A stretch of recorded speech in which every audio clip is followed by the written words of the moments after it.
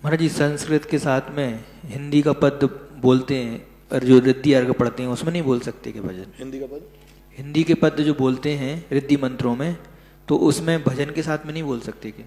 बोल सकते, क्योंकि ये आरती है, पाठ नहीं है। आरती विधान ये सब क्या होते हैं, संगीत के साथ ही होते हैं। मान लो किसी ने भक्तांबर का पद्य अनुवाद किया है तो उसको बोल, कोई बात नहीं, 4 लाइन है उसकी संस्कृत की बोल रही, 4 हिंदी की बोल रही, उसी के में बीच में थोड़ा सा धम धम हो गया, हाँ छम छम भी हो जाता है तो थोड़ा नाच गान के लिए आप करते हैं, कोई आपत्ति नहीं, ये विधान कहलाते, अनुष्ठान कहलाते। मुजफ्फरनगर से अतिशय जैन की जिज्ञासा है।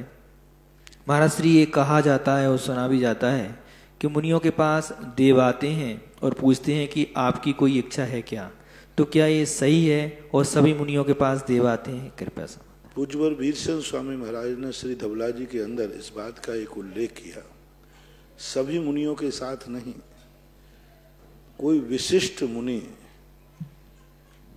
जो कि जिन्होंने भिन्न 10 पूर्वी, अभी 10वें पूर्व में जिन्होंने प्रवेश करके 10वें पूर्व का बहुभाग पढ़ लिया है, और 10वां पूर्व जो पूर्ण होने को है उसके पहले देवता उन महाराज के पास आते हैं। 1200 विद्याएं आकर के महाराज से पूछते हैं कि हे भगवान, हे गुरुदेव, आपकी ज्ञान और तपस्या से हम लोग प्रभावित हैं, हम आपकी सेवा करना चाहते हैं, मुझे कोई आज्ञा दीजिए।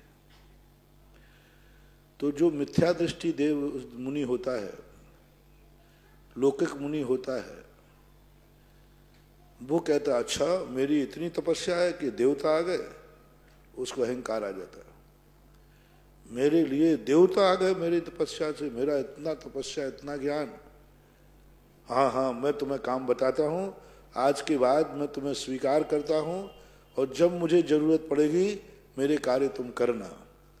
बस उस ऐसा कहते ही वह देवता उस मुनि को नमस्कार नहीं करेंगे, उसकी सेवा तो करेंगे, पूजा नहीं करेंगे, समझ लेंगे ये मिथ्या दृष्टि अज्ञानी है। जो दिगंबर मुनि होकर देवी देवताओं को दास बनाता है, उनको सिद्ध करता है, आदेश देता है, तो उससे दिगंबरत्व खंडित होता है। दूसरे मुनिराज भी वही हैं, उनसे तो वो उनकी तरफ देखते भी नहीं है, कुछ भी नहीं देखते, अपने कार्य में लगे रहते, ध्यान में। जब बहुत डिस्टर्ब करते हैं तो महाराज पूछते क्या बात, बोले महाराज जी आपकी तपस्या बहुत ज़्यादा, ज्ञान आपका है, मैं आपको सेवा करना चाहता हूँ, मुझे आज्ञा दीजिए। बोले साहब मुझे आपसे कोई काम है ही नहीं, संसार के जितने कार्य थे मैं अनंतों बार कर चुका हूँ, नहीं कोई तो कार्य होगा, हम लोग देवता हैं कुछ भी कर सकते हैं, कोई तो कार्य होगा जो आपका नहीं हुआ होगा। तो वो कहते हैं मेरा 3 कार्य रह गए, जन्म जरा और मृत्यु, इन तीनों का विनाश तुम कर सकते हो, आगे मेरा जन्म नहीं हो, जरा नहीं हो, मृत्यु नहीं हो, मेरे पुनः जन्म न लेना पड़े, ऐसी अमर गति को तुम भेज सको तो बताओ। सारे देवता हाथ जोड़ लेते हैं, हे भगवान, हे गुरुदेव, इसका इलाज तो हमारे पास नहीं है, ये तो हम नहीं कर सकते। तो महाराज कहते हैं इसके अलावा हमारे पास कोई दूसरा कार्य नहीं है, हमारे तो और कोई कार्य है ही नहीं, यही कार्य है। उसी समय देवता पंच आश्चर्य करते हैं, मुनिराज की जय जयकार बोलते हैं और उनकी महापूजा करते हैं कि धन्य है ये महामुनिराज, जो इतने देवता भी प्रसिद्ध हो गए लेकिन उनको कोई कार्य नहीं, मां जन्म जरा मृत्यु विनाश का। वहां ये सिद्ध किया गया है कि दिगंबर मुनि मात्र संसार के नाश करने के लिए ही साधना करता है, उसकी कोई इच्छा होती ही नहीं है। ये प्रसंग वहां पर आए हैं उज्ज्वल धवला जी के अंदर। बाकी जो कुछ मुनियों के प्रति भी ऐसे उल्लेख मिलते हैं कि मुनियों के ऊपर जब उपसर्ग आए तो देवताओं ने आकर उनके उपसर्ग दिए, जैसे पार्श मुनिराज, पार्श्वनाथ की मुनि अवस्था में, और भी मुनिराजों के संबंध में आता है, रक्षाबंधन की कथा में एक सुर सागर सूरी का कथन आता है कि जब 5 बलियों ने उनको मारने का भाव किया तो देवता ने आकर के उनको कीलित कर दिया। ऐसी बहुत सारी कथाओं में उल्लेख आता तो है, लेकिन महाराज, सच्चे महाराज उनको कोई आदेश नहीं देते और उनको सिद्ध भी नहीं करते, इतना जानना चाहिए। मेरठ से राजेंद्र जैन की जिज्ञासा है, गुरुवर हम किसे पहचान करें, हम कैसे पहचान करें कि हमें वास्तव में सम्यक दर्शन है या हमें सम्यक दृष्टि होने का भ्रम है। गुरुवर ऐसा कहा क्या करें कि इस संसार में या जन्म में मरने से पहले सम्यक दर्शन प्राप्त कर सकें, कृपया मार्गदर्शन। सम्यक दर्शन के तो अंग यही हैं समंत भद्र महाराज के अनुसार कि तुम्हें सच्चा देव शास्त्र गुरु की यदि पहचान है और मिल गया है, उसी के प्रति श्रद्धा है, और खोटे देव शास्त्र गुरु के प्रति, मूर्ताओं के प्रति आपका बिल्कुल भी विश्वास नहीं है, तो आपको सम्यक दर्शन की भूमिका है, मान लेना चाहिए। सच्चे देव शास्त्र गुरु पर विश्वास है, जिनवाणी पर विश्वास है। पंचम काल में मुनिराज हैं और मुनिराज होते हैं, और मुनिराजों को मैं खोजना है कि सच्चा मुनि कौन है। तो ये आप अपनी परीक्षा का थर्मामीटर लेकर यदि स्वीकार करते हैं तो आप सम्यक दृष्टि। और स्पष्ट रूप से पूज्यवर कुंद कुंद भगवान ने स्पष्ट कहा, सहज उपन्नम रूपम दट्टूणम जो न मन्ने मत सर्रे सो संयम परिवन्नो मिच्छा इट्ठी हवई जीव। जो मुनिराज को देख करके उनको नमस्कार नहीं करता, वंदना नहीं करता, आहार आदि रूप क्रिया करके उपासना नहीं करता, वह मिथ्या दृष्टि है। और जो गुरु महाराज को देखकर उनकी पूजा अर्चना और नमस्कार आदि करता है, वो सम्यक दृष्टि है। ऐसा पूज्यवर कुंद कुंद भगवान ने श्री अष्टपाहुड़ के अंदर यह गाथा का उल्लेख किया है। अशोकनगर से सम्यक जैन की जिज्ञासा है, महाराज श्री वज्र वृषभ नाराज सहनन क्या होता है? क्या मोक्ष इसी सहनन वालों को होता है और स्त्रियों को यह सहनन हो सकता है या नहीं, कृपया समझा। वज्र वृषभ नाराज सहनन वालों को ही मोक्ष होता है और दूसरों को नहीं होता। स्त्रियों को जब मोक्ष का दरवाजा खुलता है, कर्म भूमि प्रारंभ होती है, तो स्त्रियों को कभी भी प्रथम वज्र वृषभ नाराज संगनन नहीं होता। चाहे वो तीर्थंकर की माता हो, चाहे तीर्थंकर के परिवार की महिला हो, उनको वज्र वृषभ नाराज संगनन होता ही नहीं है। क्योंकि कर्म भूमि की स्त्रियों को अंत के 3 संगनन ही होंगे। पुरुषों को चतुर्थ काल में वज्र वृषभ नाराज संगनन हो सकता है, इसलिए मोक्ष जा सकता है, और संगनन ही मोक्ष का कारण नहीं है।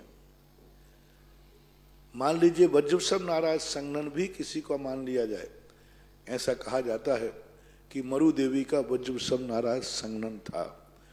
हालांकि दिगंबर शास्त्रों में यह उल्लेखित नहीं मिला, लेकिन फिर भी मान लीजिए मरुभूमि भोग भूमि थी, भोग भूमि की स्त्रियों का वज्र वृषभ नाराज संगनन होता है, और मरु देवी भोग भूमि की नारी थी, तो वज्र वृषभ नाराज संगनन मान भी लिया जाए मरु देवी को, तो मरु देवी के सामने ही बाहुबली को, यानी अपने पोते को, नाती को, पोता नाती जो भी है, मोक्ष हुआ। अनंत वीर्य को मोक्ष हुआ, ऋषभदेव को भी मोक्ष हुआ। तो उस समय माता मरु देवी को भी मोक्ष की चर्चा होना चाहिए। और जब मरु देवी वज्र वृषभ नाराज संगननधारी थी तो और नारियां भी रही। तो वज्र वृषभ नाराज संगनन के मात्र कारण से ही मोक्ष का अभाव नहीं होता, और भी कारण। स्त्री परिग्रह से रहित नहीं हो सकती, स्त्री भय और लज्जा से रहित नहीं हो सकती, स्त्री अपने आप में निर्भीकता को प्राप्त नहीं हो सकती, इसलिए वह मोक्ष के गामी नहीं। बहुत सारे दोष गिनाए हैं, तो अकेला वज्र वृषभ नाराज संगनन को ही कारण न माने, अनेक कारणों में एक कारण यह भी है। बीना से राहुल जैन की जिज्ञासा है, महाराज श्री जैसे तीर्थंकर भगवान 8 वर्ष की आयु में 12 व्रत का पालन करते हैं, तो वह शुद्धता का भोजन करते हैं, लेकिन उनका भोजन स्वर्ग से आता है, जिससे कैसे पता चलेगा कि तीर्थंकर भगवान 12 व्रत का पालन करते हैं? कृपया सर। उनके 12 व्रतों के पालन करने को अपन को बाह्य रूप से देखने में नहीं आएगा। जैसे त्रियंशों आदि के अपन को नहीं पता चलता, कर्मभूमि के मनुष्य का तो पता चल जाएगा कि भाई ये पुरुष 2 उपवास कर रहे हैं, ये कर रहे हो, त्रियंशों का पता नहीं चलता। ऐसे तीर्थंकर के महापुरुषों का अपन को पता नहीं चलता कि वो किस प्रकार की चर्या में, लेकिन ये निश्चित है कि उनका पंचम गुण स्थान देश व्रत धारण कर लेते हैं। अब देश व्रती देवों के द्वारा लाया हुआ भोजन कर सकता है क्या? कर सकता है, वृत्ति को कोई बाधा नहीं है। मुनिराज को बाधा है, क्योंकि मुनिराज का उद्दिष्ट का त्याग है, मुनिराज का क्रीत का त्याग है, मुनिराज का द्वारा किसी के दूसरे के द्वारा लिया हुआ त्याग है। लेकिन पंचम गुण स्थान वर्ती को यदि कोई बाहर का व्यक्ति ला करके भोजन देता है, उसी के नाम से बना के देता है, उसी के सामने पकौड़ी पका के देता है, तो प्रतिमाधारी खा लेगा। प्रतिमाधारी से तुमने कहा रुको भाई मैं थोड़ा सा गरम गरम चीज बना दूं, तो बैठा रह जाएगा, ग्रस्त है। उधर वो सामने गरम गरम उसको रोटी बनाएगा और रोटी उसको खिलाएगा, उसी के नाम से खिलाएगा। वो खुद बनाता हुआ अपने लिए बनाकर खाता है। इसलिए देशवृत्ति पंचम गुण स्थान वर्ती देवताओं के द्वारा की लाए हुए आहार को करने में उसके व्रतों में कोई दोष नहीं लगता, किया जा सकता है, कोई बाधा नहीं। सांगानेर से सुरेश जी कासली वाले की जिज्ञासा है, गुरुवर आपके आशीर्वाद से कल आदिनाथ भगवान के मोक्ष कल्याणक पर जयपुर की 48 कॉलोनियों ने एक साथ 48 मंडर पर बैठकर श्री भक्तांबर अनुष्ठान सानन संपन्न किया।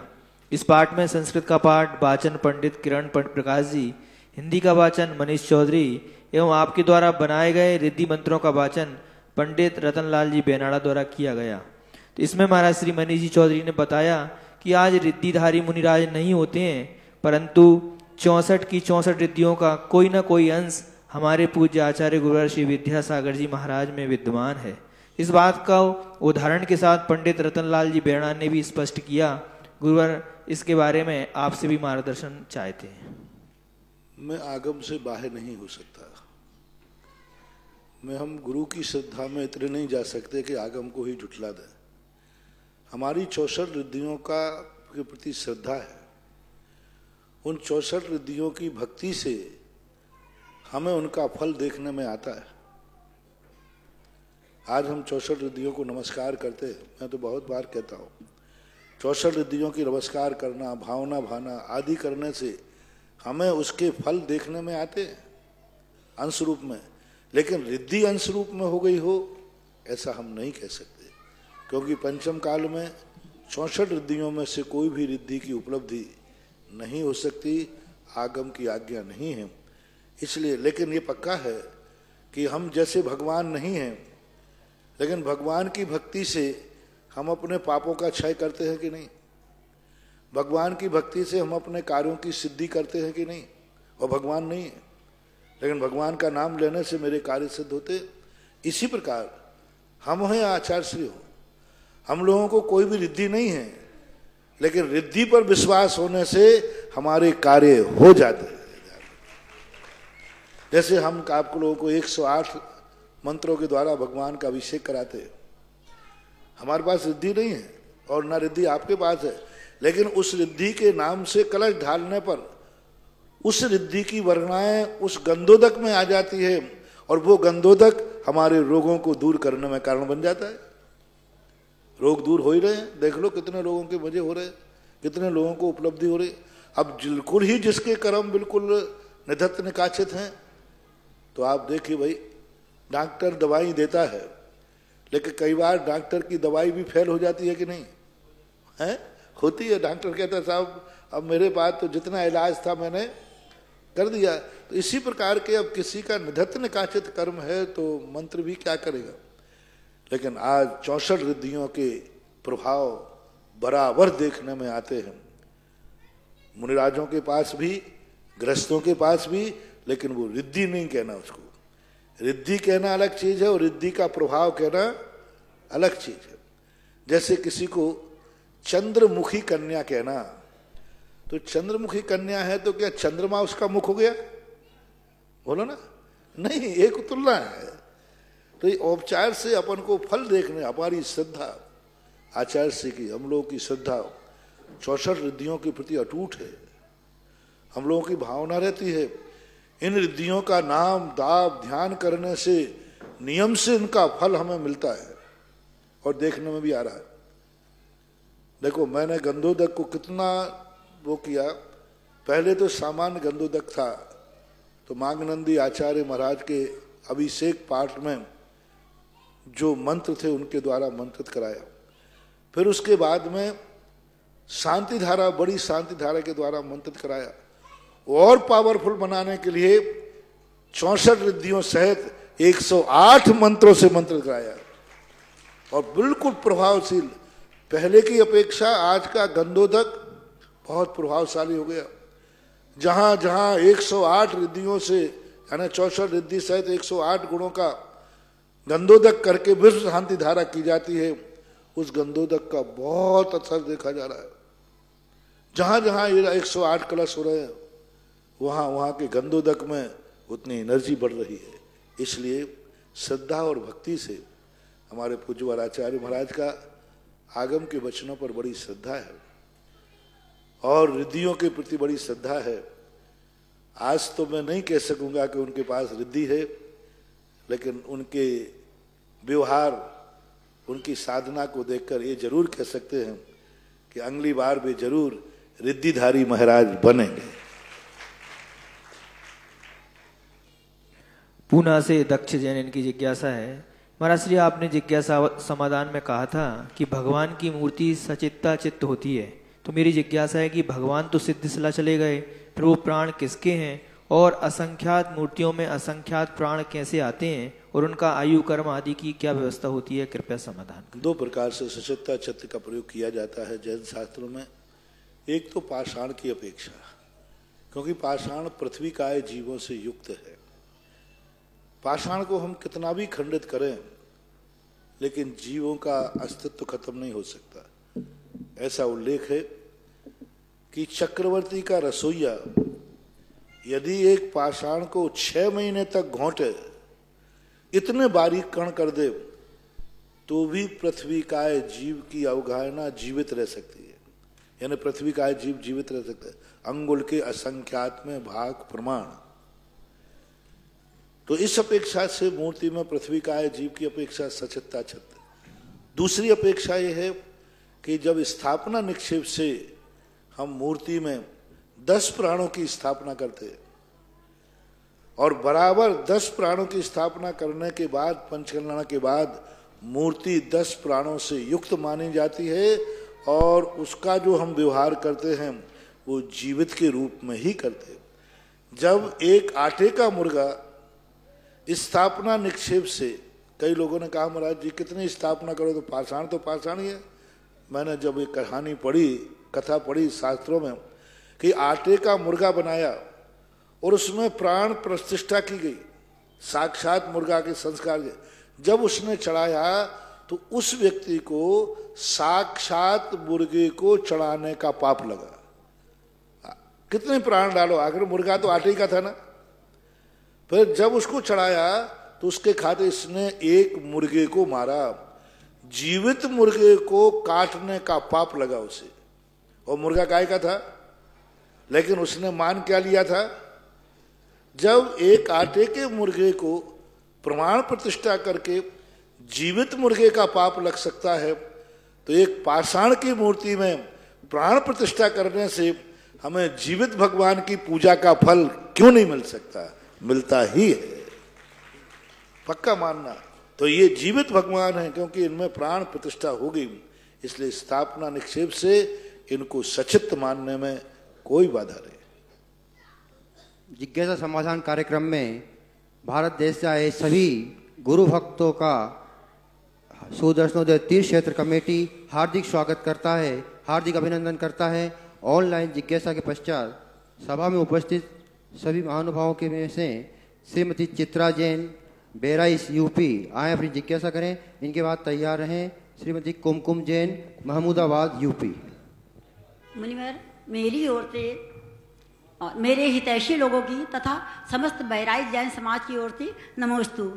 मुनिवर, जब आपने 1999 में सांगानेर में मूर्तियां निकाली थी, उस समय मुझको आदिनाथ भगवान से बहुत अधिक श्रद्धा हो गई थी। मेरे हर असंभव कार्य भी संभव हो जाते थे, लेकिन पता नहीं कौन अशुभ कर्म के उदय से मैं 2012 दिसंबर में अयोध्या जा रही थी। फिर रास्ते में मेरी गाड़ी का ट्रक से एक्सीडेंट हो गया। 3 लोग तत्काल खत्म हो गए और हम और ड्राइवर बचे।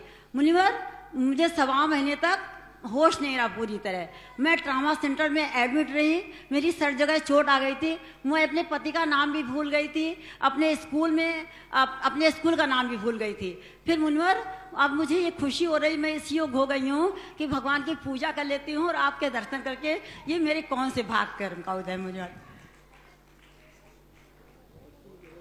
इनके साथ मेरा आशीर्वाद बहुत अच्छा, भक्ति बना के रखिए। चलिए अगली जिज्ञासा के एक लिए जिज्ञासा और पूछते हैं।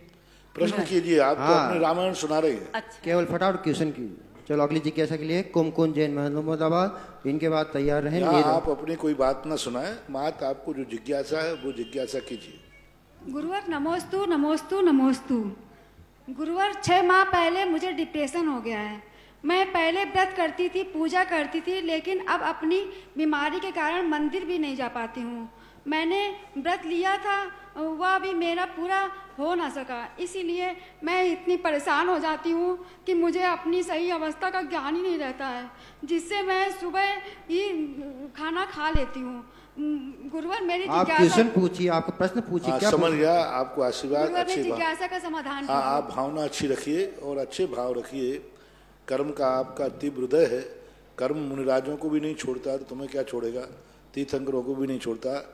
आपका जो अशुभ कर्म है बांधे हुए हैं, उनके सामने आपका वर्तमान का पुण्य बहुत छोटा है, बहुत छोटी भावना है। पाप कर्म का उदय ज्यादा है। समता भाव रखिए, चले। नीलम विजयन धौड़ा, आज जिन्होंने स्वर्ण कार्य में अपने स्वर्ण की घोषणा की है, उनमें 13 ग्राम सोना जिन्होंने दिया है, चित्रा जी जैन बेराइस यूपी, इन्होंने 13 ग्राम सोने की 2 सोने की बालियां देकर के अपने जीवन को धन्य किया है। 1 अंगूठी गुप्तदान में प्राप्त हुई है और 1 अंगूठी राजेश कुमकुम जैन महमूदाबाद वालों ने भी 1 अंगूठी स्वर्ण कार्य में दी है। जो महानुभाव 30 त्रिकाल 24 यहाँ पर है, उस त्रिकाल 24 में जो स्वर्ण दान देना चाहते हैं, उसमें एक प्रतिमा पूरी, जिसमें तीनों मूर्ति विराजमान है, तीनों मूर्ति में एक प्रतिमा की राशि 2 कलश 11 श्रीफल है। 2 कलश 11 श्रीफल में आप पूरी एक वेदी के स्वर्ण कार्य में सहयोग दे सकते हैं। जिन महानुभावों की भावना हो आप यहाँ पे नाम प्रेषित करें जिज्ञासा के लिए। नीलम जी जैन धोड़ा। नमोस्तु महाराज जी, मेरा प्रश्न है कि गुणस्थान क्या होता है और इसका हमारे जीवन में क्या महत्व है? गुणस्थान का अर्थ होता है आत्मा के परिणाम। जैसे सारे परिणाम 100 नंबर में बांट दिए, तो जब उसका परिणाम और 100 परिणाम एक निश्चित परिणामों को किया, तो कुछ गुणस्थानों के विपरीत परिणाम है, जैसे मिथ्यात्व परिणाम। जब कोई व्यक्ति वस्तु स्वरूप से उल्टा विचारता है, उसका पहला गुणस्थान होता है। जिसकी कसायक परिणति होती है, धर्म की आसाधना करता है, तो दूसरा गुणस्थान। इस प्रकार के मोह और योग, इन दोनों की परिणति का नाम गुणस्थान है। यानी आत्मा के मोह कर्म के कारण से जो परिणाम बनते हैं और उससे मन वचन काया की चंचलता बनती है, उसको गुणस्थान कहते हैं। दोनों को मिलाकर, जैसे हमारे मन में किसी वस्तु के प्रति राग भाव जागा और हमने उस राग भाव को मन से ग्रहण किया, तो हमारा मोह और योग दोनों मिल गए। अब उसको आपने किस लिए ग्रहण किया, कैसा ग्रहण किया, ग्रहण करने योग्य था या नहीं था, जैसा ग्रहण करने योग्य नहीं था फिर भी आप उसको मान रहे हैं, तो इन परिणामों के माध्यम से हमारे गुणस्थान बनते हैं। एक एक गुणस्थान के असंख्यात लोक प्रमाण भेद होते हैं। असंख्यात लोक प्रमाण, एक एक गुणस्थान के फिर भेद होते हैं। तो इस प्रकार से आत्मा के परिणामों की 14 भागों में 14 क्लासों में बांट दिया। ऐसा परिणाम है तो ये क्लास, ऐसा परिणाम है तो ये क्लास। देवसात गुरुदेव के प्रति श्रद्धा है तो चौथी क्लास, और यदि उनकी आज्ञा को मान करके देश चारित ग्रहण करता है तो पंचम गुण स्थान, और मुनि बनता है तो छठा सातवां गुण स्थान, और मुनि बन करके कर्मों का क्षय करता है तो अष्टम आदि, छपक श्रेणी, उपसम श्रेणी आदि, ऐसा मानना चाहिए। महाराज एक प्रश्न और है कि द्वादशीय पाठ्यक्रम का रिजल्ट कब घोषित होगा? द्वादशीय पाठ्यक्रम का रिजल्ट कब घोषित होगा? द्वादश वर्षीय जो पाठ्यक्रम इस मंच से, सेकंड एग्जाम का नहीं फर्स्ट ईयर का, इस मंच पे कब घोषित होगा? फर्स्ट ईयर का, फर्स्ट ईयर प्रथम वर्ष। फर्स्ट ईयर का एक बार तो हो चुका है ना, सेकंड में अच्छा अभी नहीं किया। हाँ, इस मंच से घोषित नहीं किया गया। आप प्रभारी को फोन करके पूछिए, सांगानेर में जो उसके प्रभारी हैं विमल जी, अभी तक घोषित नहीं हुआ क्या? नहीं, घोषित तो हो गया, इस मंच से कब घोषित होगा? आपके चरणों से, यहाँ से मंच से घोषित नहीं हुआ। फर्स्ट सेकंड थर्ड का मंच से घोषित नहीं हुआ, मैं संस्थान थोड़ी हूँ। महाराज यहाँ से ही तो सुनवाई होगी हमारी। संस्थान तो सांगानेर है, मैं तो संस्थान के प्रेरक हूँ, संप्रेरक हूँ, स्थापना करा दी, स्थापक हूँ बस। जैसे कोई स्थापना करा देता चला जाता है, तो मैं तो एक प्रकार का संप्रेरक हूँ, आशीर्वाद हूँ, संस्थापक हूँ, बस खत्म कर दिया। संस्था नहीं हूँ, संस्थापक में और संस्था में अंतर है। संस्था के काम संस्था करती है, आप वहाँ बात कर लें, और यदि वो आके यहाँ घोषित करें, करना चाहिए था उनको, क्या बात है मेरी जानकारी में नहीं है। नमस्ते महाराज जी। आज जिन्होंने रजत दान करने की घोषणा की है, 375 ग्राम रजत की घोषणा की है, श्रीमती किरण जैन भोपाल ने, और संगीता जैन कचनार सिटी ने भी 2 कानों के टॉप सोने की घोषणा की है। और आज गुरुवार के आहार के उपलक्ष्य में श्रीमान उमेद मल जी, महावीर कुमार जी, सागर मल जी, चंद्र प्रकाश जी गोयल, इन्होंने भी 3 सोने की बाली स्वर्ण कार्य में देने की घोषणा की है। जिज्ञासा के लिए करें महावीर जी गोयल आवा, उनके बाद तैयार रहें कोयना जी जैन सिंगोली। मेरे श्रद्धा शिखर पर विराजित मेरे परिवार के आराध्य गुरुवर के चरणों में सत सत नमन, सत सत नमन। आज हमारे परिवार को आपके पड़गान और आराधन का सौभाग्य प्राप्त हुआ, मन प्रफुल्लित हो गया, आनंद की जो लहर उठी उसको शब्दों में बयान नहीं कर सकता हूं। मेरी जिज्ञासा यह है कि हम लोग पड़गान के समय मन शुद्धि, वचन शुद्धि, आहार दिल शुद्धि बोलते हैं। वचन, काय और आहार की शुद्धि तो समझ में आती है, पर मन की शुद्धि किस प्रकार होती है, ये हमारे मन में आहार देते समय किस प्रकार के भाव, किस तरह का उमंग, उत्साह होना चाहिए, कृपया इस संबंध में। मन की शुद्धि का अर्थ होता है हमारा श्रद्धा, विश्वास। आप इनको कितना समर्पित भाव से दे रहे हैं। आप कहीं लोभ भाव से, मायाचारी से, छल से, कपट से, बुरे भाव से तो नहीं दे रहे हैं। नहीं, ये मेरे गुरु हैं, और ये गुरु हैं, और मैं इनका भक्त हूँ, और मैं श्रद्धा भक्ति से, जितनी श्रद्धा भक्ति से अवभाग्य मान करके जो परिणाम, यानी कहना चाहिए अंदर के आनंद के भाव जो उमड़ते हैं, वही मन शुद्धि कहलाती है। जो अभी पहले आपने कहा कि आहार दान देते समय मुझे इतना आनंद आया कि शब्दों में नहीं कह सकता, इसी का नाम है मन शुद्धि।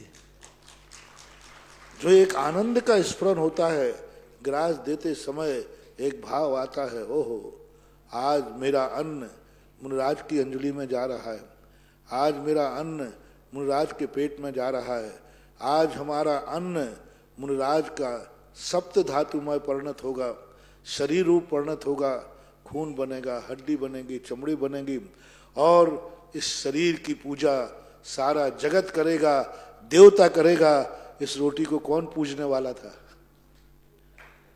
इस रोटी को कौन पूजने वाला था? इस पानी को कौन पूजने वाला था? लेकिन आज हमारी रोटी पानी महाराज के अन्न में, शरीर में जाएगी, और इससे शरीर पुष्ट होगा, और इस शरीर को छूने के लिए सारे देवता तरसेंगे। तो मेरा कितना पुण्य है कि आज मेरा अन्न ऐसी पावन मुनिराज के उदर में जा रहा है। कितना पुण्य किया मैंने।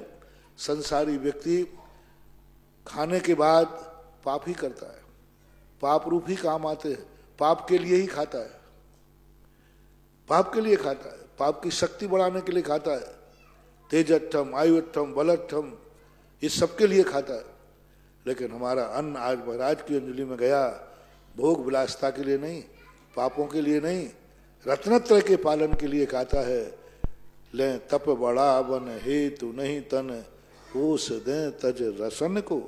तप के लिए मैं जिंदगी में तप नहीं कर सकता था, लेकिन आज मेरे दिया हुआ अन्न मुनिराज को तप कराएगा, मुनिराज को प्रोशन कराएगा, मुनिराज को स्वाध्याय कराएगा। आज हमारे अन्न के बल पर मुनिराज का रत्नत्रय रहेगा। ऐसे जो आनंद की अनुभूति होती है, वही आनंद की अनुभूति ही मन शुद्धि कहलाती है। नमोस्तु। महाराज चंद्र प्रकाश जी गोयल, उनकी जिज्ञासा है कि जो पंच कल्याणक होता है, ये पंच कल्याणक 100 इंद्रों से पूजित जो होते हैं वो तीर्थंकर का होता है। मतलब जो तीर्थंकर बनते हैं उनको 100 इंद्र 100 इंद्रों के द्वारा पूज्य होते हैं। तीर्थंकर भगवान जो होते हैं वो 100 इंद्रों के द्वारा पूजित होते हैं। वो 100 इंद्र कौन कौन से होते हैं, ये जिज्ञासा है। इंद्र सदबंदियाणम भवनालय 40 बिंत्रा होंति 32 कप्पामर 24 चंदो सूरो नरो त्रियो। ये 100 इंद्रों की गाथा है। भवनालय 40 भवन वासियों के 40 इंद्र होते हैं। 32 होंति व्यंत्रा, व्यंत्रों के 32 इंद्र होते हैं। कप्पामर 24, कप्पामर यानी कल्पवासियों के 24, 12 इंद्र और 12 प्रतीन्द्र होते हैं। कप्पामर को 24 चंदो सूरो नरो त्रियो, ज्योतिष में चंद्रमा और सूर्य, मनुष्यों में नर यानी नृपति राजा चक्रवर्ती आदि, और सिंह त्रियंशों का राजा सिंह। इनको 100 इंद्र बोलते हैं। इंद्र सदबंदियाणम इसका नाम है। इस सुदर्शनोदय तीर्थ क्षेत्र की पावन धरा पर जो 13 से 18 फरवरी तक पंच कल्याणक होने जा रहा है, ऐसा महाशय पंच कल्याणक में जो महानुभाव इंद्र बनने की भावना रखते हैं, वो 1 कलश 11 श्रीफल के माध्यम से अपनी जिज्ञासा, अपनी सूचना भेज सकते हैं। उनको जो 1,11,000 रुपये की राशि देते हैं, उनको इंद्र बनने का सौभाग्य मिलेगा। जिन महानुभावों की भावना हो अपना नाम प्रेषित करें। जिज्ञासा के लिए कोयना जैन सिंगोली, उनके बाद तैयार रहें चंदनवाला जैन सिंगोली। नमोस्तु महाराज जी। महाराज जी, चक्रवर्ती नरक से आ सकते हैं क्या? और अगर आ सकते हैं तो शुभम चक्रवर्ती कौन से नरक से आया था? चक्रवर्ती नरक से आ नहीं सकते, नरक जा सकते हैं। जाने की तो है 2 चक्रवर्ती नरक, लेकिन चक्रवर्ती नरक से निकल करके चक्रवर्ती बलभद्र नारायण प्रतिनारायण इन पदों को ग्रहण नहीं कर सकते। 63 लाख पुरुषों में मात्र नरक से निकला हुआ जीव तीर्थंकर बन सकता है, अन्य पद को प्राप्त नहीं कर सकता। नमोस्तु महाराज। अगली जिज्ञासा के लिए चंदनवाला जैन सिंगोली, इनके बाद तैयार रहें श्रीमती संतोष जी मोहिवाल सिंगोली। नमोस्तु गुरुदेव। बड़े समाधि मरण में मृत्यु को महोत्सव कहा है, तो ये मृत्यु महोत्सव क्या है? और उसी में जैसे मुनियों का उपसर्ग बताया है, तो ऐसा क्यों? महोत्सव का अर्थ होता है खुशी, आनंद। जब हम मृत्यु को प्राप्त करने लग जाते हैं, मृत्यु आने लग जाती है, तो हम खेद ना करके तत्व चिंतन करते हैं। विचार करना चाहिए कि हमने इतने जीवन भर का जीवन पाया और आज यदि हमारी मृत्यु आ रही है तो हम इसमें खेद क्यों मनाएं? क्यों ना हम इस समय अपने जीवन का बहुत हर समय जीवन व्यतीत करके और आनंद के साथ इस प्रकृति के सत्य को स्वीकार करें और अपने रत्नत्रय को संलेखना का भाव करें। शरीर के प्रति मोह भाव क्यों? यदि कोई वस्तु हमारे पास है जो हमारे लिए जेल में जाने वाली, जेल में भेजने वाली है, तो जब जेल में से कोई व्यक्ति हमें बाहर निकाल रहा है तो हमें खुशी होना चाहिए या दुख?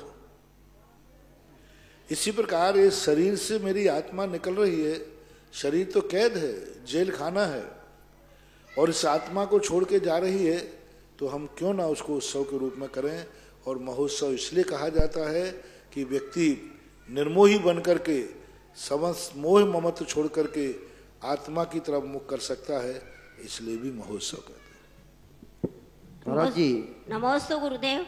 एक प्रश्न हो रहे कि जैसे अपन विधान वगैरह करते हैं तो उसके पहले मंगलाष्टक बोलते हैं, तो मंगलाष्टक बोलना जरूरी होता है क्या? मंगलाष्टक विधान से पहले जो मंगलाष्टक बोलते हैं वो क्या जरूरी? बोलना चाहिए। मंगलाचरण है। मंगलाष्टक को मैं इतना महत्वपूर्ण मानता हूँ कि मंगलाष्टक हर जैनी को याद होना चाहिए। कोई भी कर सकता है, जैन अजैन सब कर देगा। मंगलाष्टक एक ऐसी शक्ति है जिसमें पूजाओं में भी नहीं है। मंगलाष्टक के अंदर ऐसे ऐसे लोगों के नाम स्मरण किए हैं जो मल्टीपर्पस है, संसार और पारमार्थिक दृष्टि से दोनों को सिद्ध करने वाला है। इसलिए कोई भी कार्य करो, आप गृहस्थी के कार्य करो, आप कुछ नहीं आता आपको, मंगलाष्टक पढ़ दीजिए। आप गाड़ी खरीद के लाए हैं, कुछ नहीं, आप पुष्प लेकर के मंगलाष्टक पढ़ के उस पर शेपण कर दीजिए, मंगला पूजा होगी। आप घर का नागल किया है, मंगलाष्टक पढ़ के चावल फेंक दीजिए। आप जंगल में कहीं संकट में पड़ गए हैं, कुछ नहीं आता है, आप आंख बंद करके मंगलाष्टक पढ़िए। बहुत बड़ा रहस्य मंगलाष्टक में 5 परमेष्ठियों को नमस्कार, 9 देवताओं को नमस्कार, उनसे मंगलमाला, राजा महाराजा 63 सलाका पुरुषों से, पंच कल्याण, पंच तीर्थ क्षेत्रों से, रिद्धिधारी मुनिराजों से। बहुत अच्छा मंगलाष्टक है। हर कार्य के पहले मंगलाष्टक करना बहुत मांगलिक है, शुभ है, सगुन है। महाराज जी, विजयनगर विजयपुर गुना के पास जो है, उनमें दीपक जी जैन पूछ रहे हैं, गुरुवर आपके आशीर्वाद से उर्वरक नगरी NFL विजयपुर गुना में पहली बार 2014 में रथ यात्रा का आयोजन हुआ। इसी क्रम में दिनांक 5 फरवरी 2019 मंगलवार को 6वां रथोत्सव विमान उत्सव 2019 का आयोजन किया जा रहा है। इस धर्म प्रभावना के इस विशिष्ट आयोजन के लिए कृपया हमें आशीष और मार्गदर्शन प्रदान करें। NFL है गुना के चतुर्मास के बाद, वहाँ पर बहुत बड़ी स्थिति थी। श्रमण संस्कृति का समर्थन करने वाले लोगों की संख्या कम थी। मूर्ति की वहाँ पुनः प्रतिष्ठा करना पड़ी थी, क्योंकि उसमें सूर्य मंत्र मुनिराज के द्वारा दिया हुआ नहीं था। तो बहुत सारे दिन से लोग समाज लगे हुए थे कि महाराज जी, हम लोग ऐसी मूर्ति की पूजा कर रहे हैं जिसको मुनिराज ने सूर्य मंत्र नहीं दिया। चातुर्मास के बाद वहाँ जाना हुआ, उस मूर्ति की पुनः प्रतिष्ठा की, पुनः सूर्य मंत्र दिया, और जब से उस मूर्ति में सूर्य मंत्र हुआ है तब से वहाँ के लोगों ने बहुत उत्साह है, और तभी से उन्होंने विमान जी निकाला था, और हर साल विमान जी निकलता है। और अभी भी मंगलवार को है। गुना समाज बाजू में बहुत बड़ी समाज है, बहुत धार्मिक समाज है, और वो समाज महोत्सव के आदि कार्यों में पूरे आसपास के लोगों से मेरा कहना रहता है, जो छोटे छोटे गांव होते हैं, जो छोटी समाजें होती हैं, बड़े शहर वालों को कम से कम जब उनके यहाँ विमान महोत्सव आदि होते हैं, कार्यक्रम होते हैं, तो उनको वहाँ पर तुम्हारी उपस्थिति होने से ही उनके हौसले, उनकी शक्ति बढ़ जाती है। अन्यथा वे छोटे छोटे गांवों में ये क्यों बनाए गए थे विमान महोत्सव? कहाँ से आई विमान महोत्सव की परंपरा? हर गांव में साल भर में एक बार विमान जी निकलते हैं। क्यों निकाले जाते? इसलिए निकाले जाते हैं, अलग अलग गांव में समाज पड़ी हुई है और कई प्रकार की स्थितियां बनती हैं, तो बड़े बड़े शहरों की समाज आकर के इस बात का संबल देती है, चिंता मत करो, तुम भली गांव में हो लेकिन हम तुम्हारे साथ हैं। और उस छोटे से गांव में जाकर के बड़े बड़े शहरों की समाज जाकर के वहां के लोगों को दिखाती है कि देखो, जैन समाज अकेले गांव में ही 4 घर नहीं है, इनके साथ 400 घर भी साथ में है। तो उन गांव के लोगों का संबल बढ़ता है, उत्साह बढ़ता है, उनकी इज्जत बढ़ती है और धर्म की रक्षा होती है। इसलिए बड़े बड़े शहरों को जब आसपास के छोटे छोटे गांवों में विमान महोत्सव आदि हो तो चला करके समय निकाल करके जाना चाहिए, उनका उत्साह और सहयोग देने के लिए। महाराज जी, ये विमान उत्सव होता है, इसमें भगवान जी को लेकर गांव में निकालते हैं, उसके बाद भगवान जी को जब मंदिर में ले जाते हैं तो उनकी शानदारा वगैरह कुछ होना चाहिए या? होना ही चाहिए, क्योंकि जो भगवान सारे नगर में इतनी प्रभावना करके आए हैं, उनके बाद उनका अभिषेक और वो गंधोदक भी बहुत प्रभावकारी होता है। मैंने कहा ना, सदा भगवान का गंधोदक एक समान नहीं होता। भगवान वही है, सब कुछ वही है, हमेशा एक समय नहीं होता। जब वही गंधोदक, जब एक व्यक्ति ने सामान्य रूप से कलश ढाल दिया, भगवान वही है, मूर्ति वही है, और एक व्यक्ति ने 108 मंत्र पढ़ करके डाला, भगवान वही, मूर्ति वही है, गंधोदक बदल गया। एक ने शांति धारा करके भगवान का गंधोदक बनाया, गंधोदक अंतर आ गया। एक ने उन्हीं भगवान का गंधोदक विधान में पंचकल्याणक में किया, अंतर आ गया। उसी भगवान का गंधोदक 10 लाख क्षण पर्व में किया, अंतर आ गया। उसी भगवान का गंधोदक उसने दिवाली के दिन किया, फर्क आ गया। उसी भगवान का पंचांग विधान के दिन किया, अंतर आ गया। उसी भगवान का धर्म यात्रा करने के बाद, महोत्सव करने के बाद किया गया, अंतर आ गया। यानी मूर्ति इतने रूप बदलती है, इतने रूप बदलती है कि जैसे आपका किस भाव से किया जा रहा है, कब किया जा रहा है। ये मत समझो कि सुबह तुमने गंधोदक लगा लिया तो हो गया, नहीं। जो वार्षिक अभिषेक होता ना, वार्षिक कलशाभिषेक, सुबह जो आप अभिषेक करके गए थे वह गंधोदक अलग था, और जो शाम को आपका वार्षिक महोत्सव हुआ 14 शादी को करते हैं, वो गंधोदक साल भर के नित्य गंधोदक से भी कई गुना पावरफुल होता है, क्योंकि वो वार्षिक महोत्सव का गंधोदक होता है। आप प्रतिदिन अभिषेक करके गंधोदक लेते थे, उसका पावर, और एक जो वार्षिक महोत्सव हुआ, कलशाभिषेक, विमान महोत्सव आदि हुआ, वो गंधोदक बहुत बड़ा पावरफुल होता था। पहले लोग उस गंधोदक के लिए ही जाते थे। आज वार्षिक महोत्सव का गंधोदक मिलेगा। दिन प्रतिदिन तो मैं जा नहीं पाता हूं, जो साल भर में प्रतिदिन मंदिर नहीं जा पाते, गंधोदक नहीं मिल पाता है, उनको मैं सदा कहा करता हूं, जब आपके मंदिर का वार्षिक महोत्सव हो, उस समय जो अभिषेक हो, उस गंधोदक से मत चूकना।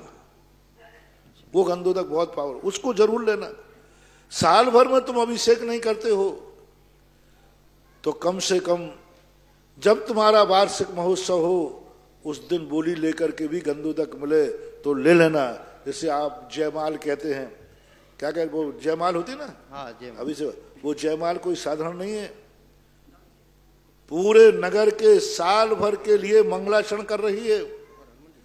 साल भर का आगाज है कि इस साल हमारी समाज का मंगल हो, चारों तरफ से बहुत खुशहाली हो, उसके लिए वो वार्षिक महोत्सव किया जाता है।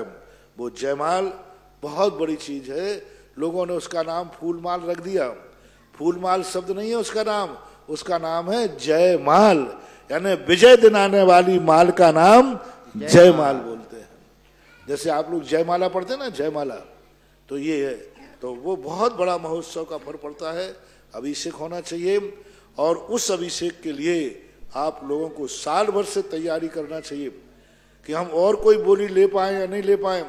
जब हमारे मंदिर का वार्षिक महोत्सव का अभिषेक होगा, वो बोली तो मैं करूंगा। और मैंने तो कई लोगों से कहा था कि साल भर में एक बार अपने मंदिर के जितने घर के लोग, मकान हैं, हर घर के सदस्य को अभिषेक करना चाहिए। सुबह नहीं, कब? जब संकल्प किया जाए कि ये वार्षिक अभिषेक है, वार्षिक विमान महोत्सव है, उस दिन तो घर में जितने पुरुष वर्ग हों, धोती दुपट्टा पहनकर अभिषेक कराओ। दुर्भाग्य के साथ कहना पड़ता है कि वार्षिक महोत्सव का अभिषेक पूरी समाज नहीं करती। कई बार तो पुजारी कर देते, वो जो 2-3 लोग होते हैं ना जो बंधे हुए, पर वही कर देते हो और तुम लोग देख लेते हो। ओ मैंने कही, ओ दुर्भाग्य,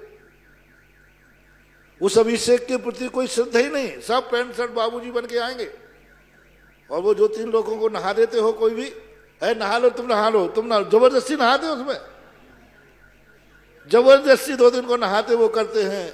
बहुत बड़ी भूल कर रहे हो महानुभाव। तुम्हारे साल भर का मंगलाचरण है, साल भर की विजय पताका है, साल भर का सगुन है। उस महोत्सव में तो तुम प्रत्येक घर वाले को धोती दुपट्टा पहन करके उस दिन का अभिषेक तो जरूर करना चाहिए। और वो गंधोदक स्वयं लो, अपने परिवार को दो, अपने रिश्तेदारों को भेजो। देखो उसका कितना बड़ा सगुन होता है। जहां भी मेरे सामने होता है तो यदि मुझे ध्यान आ जाता है तो मैं उसको बताता हूं कि नहीं, ये जबरदस्ती मत करो, इसको तो होड़ लगाओ कि नहीं, ये अभिषेक तो मैं करूंगा, चाहे भली साल भर में करूं या न करूं। ऐसा जो ऐसे गंधोदक के लिए श्रद्धा रखते हैं उनके लिए भी गुरुदेव ने एक आशीर्वाद दिया है। इस सुदर्शनोदय तीर्थ क्षेत्र पर तीर्थ रक्षक बन करके अपने और अपने परिवार के जीवन को सदा सदा के लिए धन्य कर सकते हैं। मात्र 1 कलश की राशि से जो महानुभाव 1 कलश की राशि देते हैं, उनको आजीवन, जब तक उनका परिवार रहेगा और जब तक सुदर्शनोदय तीर्थ क्षेत्र रहेगा, तब तक उनके नाम से प्रतिवर्ष शांति धारा होती रहेगी और वो गंधोदक अपने घर पे पहुंचता रहेगा।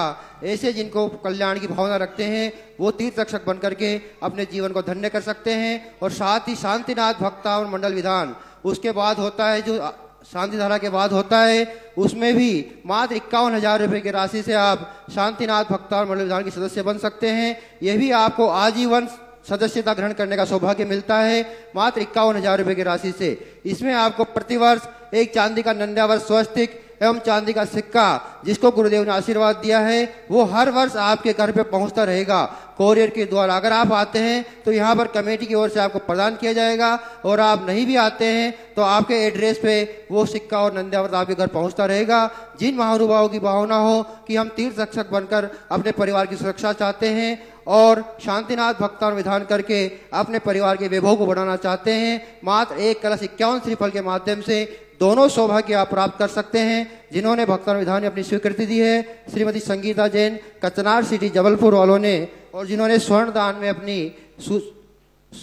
अपनी सहयोग दिया है मुकेश मंजू जैन टोंगिया कोटा वालों ने भी स्वर्णदान में अपना सहयोग दिया है। इसके बाद निर्मला जी जैन देवली तैयार रहे, उनके बाद तैयार रहे लाड जैन अलोद। नमोस्तु महाराज जी, नमोस्तु। मेरी जिज्ञासा है कि सती चंदनवाला का कौन सा कर्म का उदय था जो बेड़ियों से जकड़ा गया, और कौन से पुण्य का उदय था जो प्रथम आहार महावीर भगवान को प्रथम आहार दिया। सती चंदनवाला का कौन से पाप चंदनवाला का उल्लेख नियम से उनका कोई ना कोई पाप कर्म का उदय था। हालांकि शास्त्रों में स्पष्ट रूप से ऐसा उल्लेख नहीं मिला था, लेकिन ये निश्चित है कि चंदनवाला का कोई ना कोई पूर्व भाव में अशुभ कर्म किया है। लेकिन चूंकि उसने पुण्य भी बहुत किया था, तभी तो वो भगवान महावीर स्वामी की मौसी बनी। यानी महावीर स्वामी की माँ और चंदनवाला दोनों सगी बहनें थी।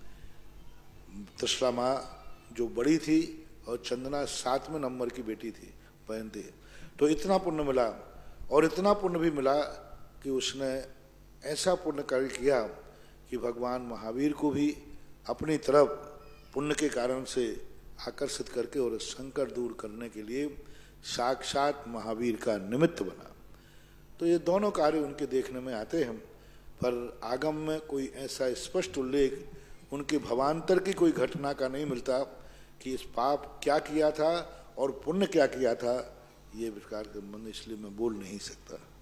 निर्मला जी जैन देवली, इनके बाद तैयार रहे श्रीमती उषा जैन। मेरे परम श्रद्धेय गुरुवर के चरणों में कोटिशा नमन।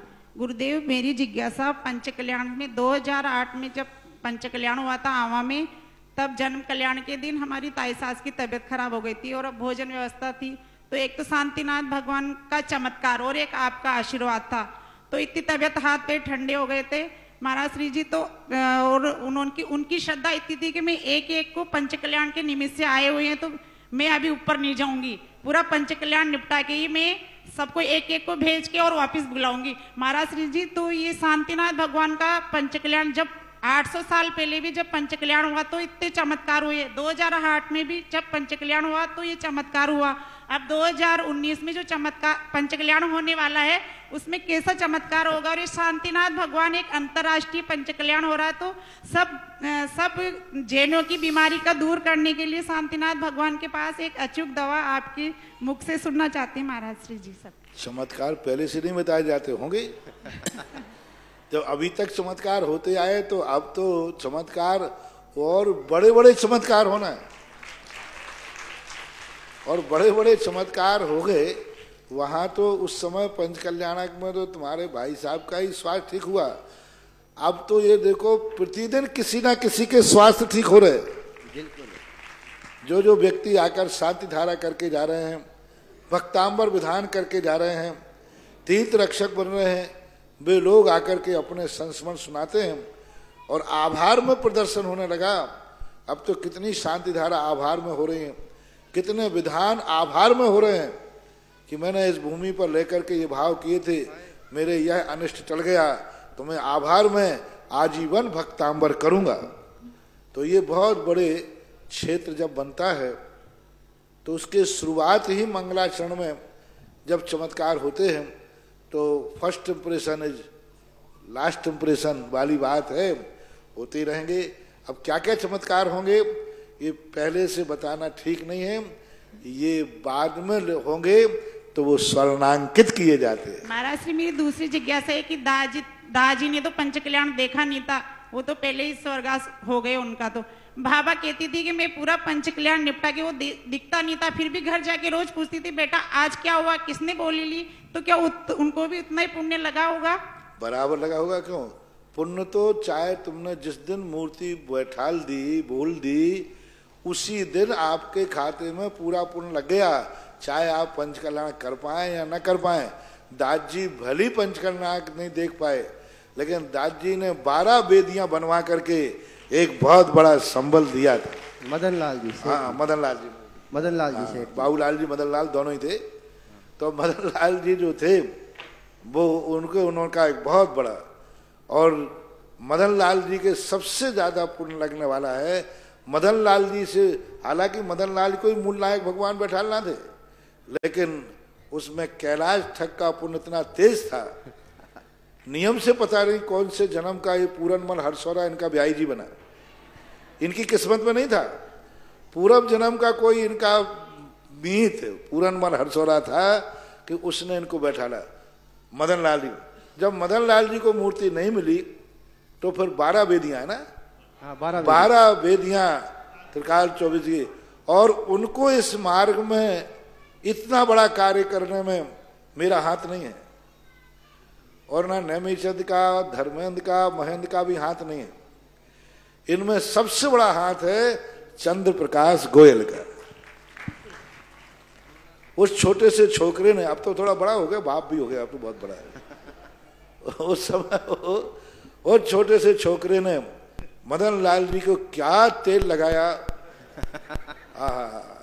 ऐसा तेल तो आज तक मुझे भी किसी ने नहीं लगाया होगा।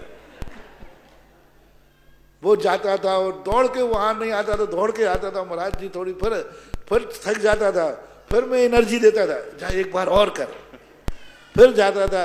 ऐसा उसने आकर, उसकी मेहनत सच्ची थी तो उसकी बात वो मानते थे।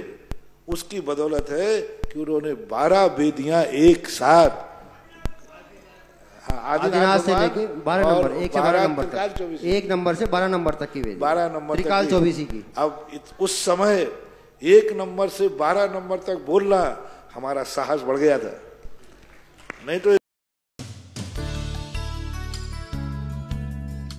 इस कार्यक्रम के पुण्यार्चक थे पदम कुमार, सीता, राजेंद्र कुमार, आशा, हुकम काका, प्रकाश जैन, छाया, प्रतीक, साक्षी, वैभव, वंदिता, हरसोरा परिवार, Dadabari, Kota, Rajasthan. Jainco enterprises private limited 592, welcome tower, Dadabari, Kota, Rajasthan एवं AA क्लास कॉन्ट्रैक्टर्स।